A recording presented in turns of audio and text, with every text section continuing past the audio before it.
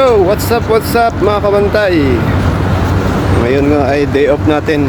Pang umaga pa tayo bukas. So sa kasamaang palad, nawala yung ating wallet. Wala tayong kapera-pera.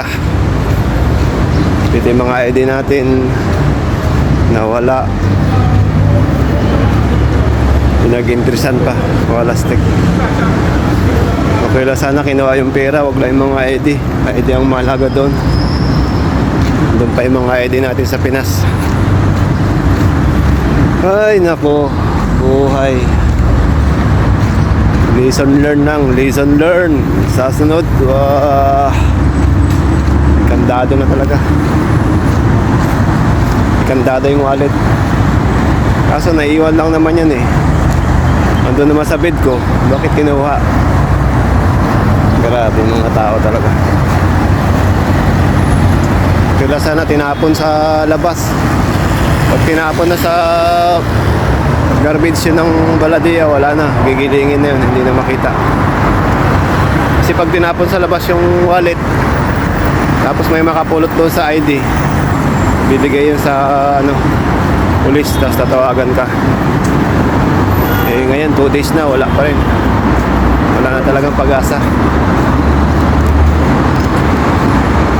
Original pa naman yung wallet na yun, Seiko wallet, ang wallet na maswerte. Ito na yung sinasabi. Pati pogi, nalulungkot din. Nakakalungkot kasi nawala yung natin, nawala yung wallet. Wala tayong pera-pera.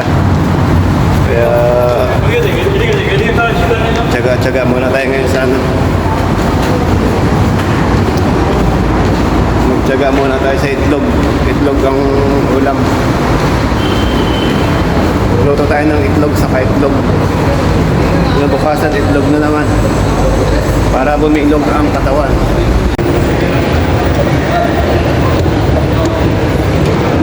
Ayan, nandito tayo ngayon sa mall. Maghanap tayo ng withdrawhan natin. Mag-withdraw muna tayo ng cardless. Mag-cardless muna tayo.